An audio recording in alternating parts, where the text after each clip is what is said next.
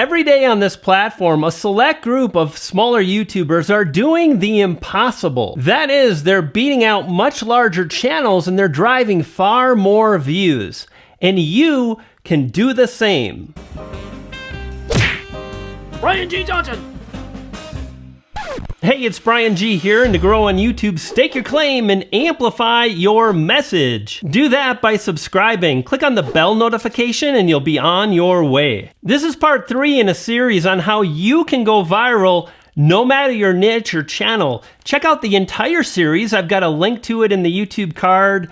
YouTube card is somewhere. I'll also pin it to the top comment below. In order to dramatically boost the views to your videos, you've got to have a basic understanding of how the game is played. And here on YouTube, the name of the game is watch time. And chances are really good that you really don't understand watch time and you're aware of that, or how you think about watch time is off base. Now, these were the YouTube search results on Sunday, April 14th, 2019 for Article 13. And yet what's interesting is I'm outranking every single video, and yet those videos have more views and they were published by far bigger channels. For example, this is the video that ranks number 2 for Article 13, Computing Forever. And notice the channel has over 392,000 subscribers, and this video has driven over 816,000 views. So how is it that my video is outranking these much larger channels? Well, the answer lies in watch time. But not just watch time, but rather watch time per impression. And what's really exciting is that it's watch time per impression that makes it possible for small channels to grow, to drive the views. In fact, that's how these videos here have driven hundreds of thousands of views, even though they were published when my channel was just weeks old and had less than 1,000 subscribers. You can do this too. Now, we first heard about watch time per impression back in 2016 with the release of a white paper. And that paper said our final ranking objective is constantly being tuned based on live A/B testing results, but is generally a simple function of expected watch time per impression. So we know expected watch time is a thing, but if we're honest, that last statement wasn't very clear in helping us identify what we need to do. However, the good news is, on April 11th of 2019, YouTube employees from the Creator Inside channel mentioned YouTube Nirvana is high CTR and high view duration. Now, what I like to call that is the watch time explosion. On a desktop computer, access YouTube Studio, click on Analytics, and then See More. And you're gonna be taken to a page that looks kind of like this. It's very helpful. And what's helpful are these metrics here below. But we're gonna wanna hide some of the metrics as shown here. And what you're after is only these metrics being visible. That is views, watch time minutes, and impression click-through rate. Then we've got one other step, and that is you're gonna click on this blue button, and doing that will allow you to add a metric to the table. So click that, and then you're gonna add average view duration, the very thing that was mentioned by the YouTube employees on the Creator Insider channel. Now at this point, we've got two important things. Number one, you've got a table that contains the very metrics that YouTube employees say are really important to achieving that YouTube Nirvana, aka a lot of views to your video. And item number 2 is now you can look at the metrics that really contribute to the overall watch time of every video you publish. Let me show you. So here you'll notice I've selected just one video, and that is my YouTube algorithm 2019 Why Videos Blow Up video. And notice in the upper left hand corner, what's selected is watch time minutes by video. So in other words, we're looking at the watch time explosion that happens when we publish a video, and that's the goal. You want to have an explosion of watch time minutes when you publish your video. And by the way, when I published this video on the YouTube algorithm, I thought I did pretty good, but check this out. Now I've got 2 videos selected, the YouTube algorithm video, as well as a video covering Article 13, and notice the watch time explosion on this particular graph. And as you can see, this really gives you understanding of just how much watch time you're pushing with every video you publish. But there's more. Check this out. Remember the YouTube employee mentioned YouTube Nirvana is based on two things. Number one is average view duration. And notice now I've changed the metric. Instead of displaying the watch time minutes, but I want to display the average view duration, which is so important. And notice the YouTube algorithm video has outshined the video on Article 13 by a pretty good margin. But here's where it gets interesting, because if we come back to this graph, you'll see the Article 13 video actually accumulated more watch time minutes on the day it was released. And the reason why is because it's not based solely on view duration, but remember two metrics: view duration as well as CTR, which stands for click-through rate. Again, this is something you hear so much right now in 2019. Measure your click-through rate. Study and improve your thumbnails. That's what we're going to talk about as we continue to move forward, because now you can really understand how these different metrics really impact the views to your particular video. For example, if you look at the CTR or click-through ratio of the YouTube algorithm video, you'll see it's just barely over 3%.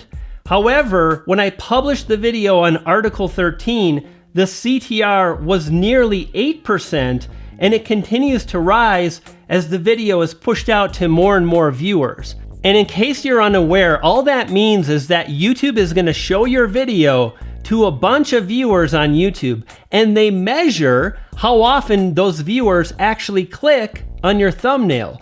This happens in search, it happens in suggested, and it happens on the YouTube homepage. And by the way, those constitute the 3 largest traffic sources available on YouTube and the ones we want to focus on. Now, I like to think about the CTR as a view multiplier. And here's why. Let's say you've got a CTR, a click-through ratio of 2%. Well, increase that to 4% and you'll double your views as well as your watch time. And obviously the chances of YouTube promoting and pushing out your particular video. Now let's take a look at this in a real life scenario, as well as what you can do to dramatically move the needle right now for your channel. What you're looking at is one video where I actually split tested 2 different thumbnails to try to move the needle, in other words, increase the click-through ratio. Now the red thumbnail had a CTR of 3.46%. Now the variation, which is the yellow thumbnail, has a CTR of 5.58%. And think about how this works. YouTube is going to show this particular video in search. It's going to show up on the home pages of viewers that have watched my videos. That's browse. And don't forget about suggested video views. Imagine this video accumulates 100,000 impressions. Well, the original thumbnail would generate 3,460 views, while the variation thumbnail, which had a CTR of 5.58, well, that would generate 5,800 views.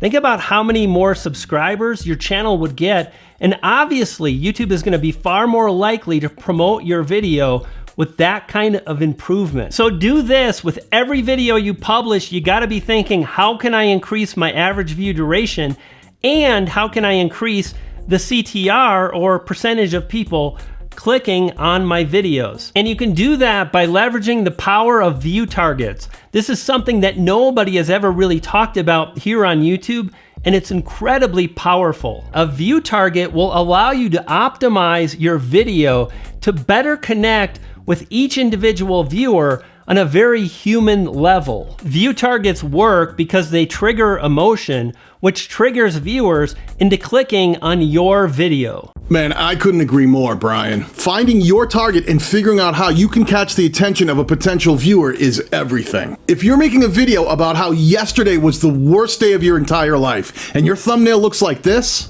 people who are just glancing by it won't understand what it is or why they should watch. Did you hear a bad joke, or did you see a bad movie? Or is your video just bad? So let's really break down all the things that are wrong with Daniel's example. The first thing we need to talk about is the word congruency or congruent. And that means that everything is in harmony, super important. And by the way, this is something that so many, even big YouTubers, miss all the time. And remember, Daniel mentioned the title of the video is Yesterday, the Worst Day of My Life. And when we look at the picture of the woman, it doesn't really communicate worst day of my life. In fact, I would go on record and say that facial expression is more about intrigue. It's much more about surprise, and there's a little bit of quirkiness there.